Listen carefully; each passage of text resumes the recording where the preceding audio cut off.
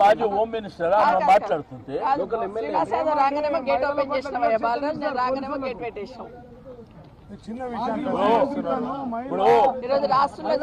మాట్లాడాక హరీష్ అన్న మాట్లాడుతున్న తర్వాత తీసేసుకోండి, మాకేం అభ్యంతరం లేదు.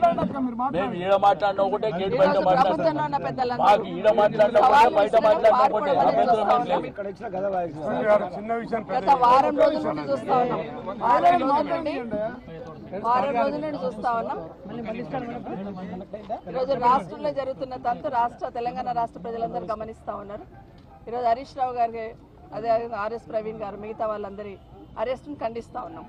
ప్రభుత్వంలో ఉన్న పెద్దలు, మంత్రులు కానీ దాదాపు 4 మంత్రులు, ప్రభుత్వంలో ఉన్న పెద్దలు 4 మంత్రులు సవాలు విసిరి ప్రతిపక్షంలో ఉన్న మమ్మల్ని రమ్మని డిస్కషన్కి, చర్చకు రమ్మని చెప్పి ఈరోజు పోలీసులు అడ్డం పెట్టుకొని మమ్మల్ని అందరిని అరెస్ట్ చేసి ఈరోజు హరీష్ రావు గారిని అరెస్ట్ చేసి తీసుకొచ్చి ఇక్కడ పెట్టడం జరిగింది.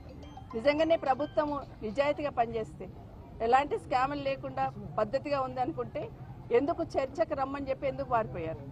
నేనైతే జూపల్లి కృష్ణారావు గారు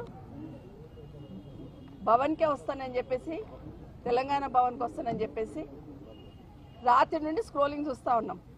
సరే హరీష్ రావు గారు వస్తేనే వస్తామంటే హరీష్ రావు గారు కూడా మిగతా కార్యక్రమాలన్నీ కూడా క్యాన్సిల్ చేసుకొని రావడం జరిగింది. మరి అరెస్ట్ చేసి హరీష్ రావు గారిని, మిగతా వాళ్ళందరినీ అరెస్ట్ చేసి తీసుకొచ్చి మంత్రులను మాత్రం గన్ పార్క్ దగ్గరికి పంపించున్నారు కదా. ఇది తెలంగాణ ప్రజలు గమనిస్తలేరా? ఏమడుగుతున్నాం? గురుకులాలలో పేద బిడ్డలకు జరుగుతున్న దాంట్లో స్కామ్ జరిగింది అంటున్నాం. ఆర్ఎస్ ప్రవీణ్ గారు చెప్పారు, సెకండ్ రోజు మేము వస్తాం, మీరు చర్చకు రండి అంటే మీతో మాట్లాడడం, హరీష్ రావు గారు వస్తే, కేటీఆర్ గారు వస్తే మాట్లాడతామన్నారు. మరి హరీష్ రావు గారు వచ్చారు కదా, ఎందుకు చర్చించకుండా పారిపోయారు? ఉత్తర ప్రగల్భాలు పలుకుతూ ఈరోజు చర్చకు పిలిచి ఎందుకు పారిపోయారు? నిజంగానే ఈరోజు పేద బిడ్డలకు సంబంధించిన దాంట్లో ఎంత అవినీతి జరిగింది అనేది ఒక్కొక్కటి చెప్తూ గత వారం రోజుల నుండి కొప్పుల ఈశ్వర్ గారు కానీ, ఆర్ఎస్ ప్రవీణ్ గారు కానీ ఒక్కొక్క దాని మీద చెప్తూ ఉన్నారు. తెలంగాణలో ఉన్న తెలంగాణ బిడ్డలను కాదని ఎక్కడో బయట వాళ్ళకి ఇచ్చినారు అనేది కూడా చెప్పినారు. ఒక ట్రంక్ పెట్టెల దాంట్లో స్కామే, అట్లే బంకు పెట్టెల దాంట్లో స్కామే, ప్రతి దాంట్లో కూడా స్కామ్ చేస్తున్నారు. ఇవి పేద బిడ్డలకు చెందాల్సింది ఖచ్చితంగా అన్యాయం జరగొద్దని ఈరోజు బీఆర్ఎస్ పార్టీ తరఫున ప్రశ్నించడమే పాపం అన్నట్టు ఈ రాష్ట్రంలో జరుగుతూ ఉంది. ప్రశ్నించిన వాళ్ళందరూ తొక్కాలని ఒకటే మాట్లాడుతున్నారు.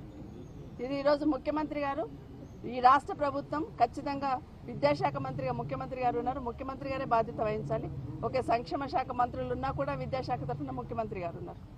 ఈరోజు మరి సంక్షేమ శాఖల తరఫున మంత్రులందరూ వచ్చి మేము మాట్లాడతామన్నప్పుడు మమ్మల్ని ఎందుకు అలౌ చేయరు మరి చర్చించడానికి? హరీష్ రావు గారు 3 మంత్రులకు ఫోన్ చేస్తే కూడా ఫోన్ లిఫ్ట్ చేయలేదంటేనే ఏ విధంగా ఈ ప్రభుత్వం తోక ముడుచుకొని పోతుంది అనేది స్పష్టంగా అర్థమవుతుంది. ఇప్పటికైనా తెలంగాణ రాష్ట్ర ప్రజలు గమనిస్తూ ఉన్నారు. ఏది చూసినా స్కామే, ఎక్కడ చూసినా దోపిడీ చేయాలని ఒకటి, అడిగిన వాళ్ళని తిట్టడం తప్పిస్తే ఇంకోటి ప్రభుత్వానికి లేదనేది వాస్తవం.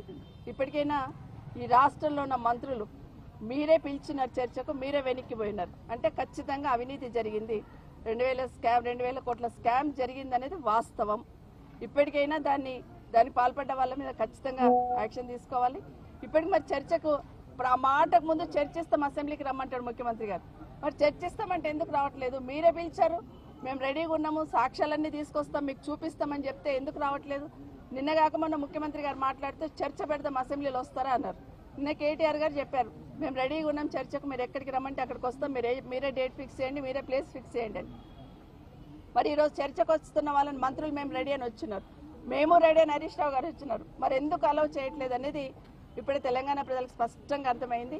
ఈ ప్రభుత్వం దోపిడీ చేయడం ఒకటే పెట్టుకున్నది.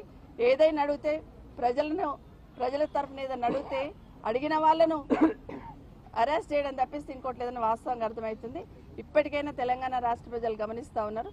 ఈ స్కామ్ జరుగుతున్న దాంట్లో ఖచ్చితంగా యాక్షన్ తీసుకుంటారు.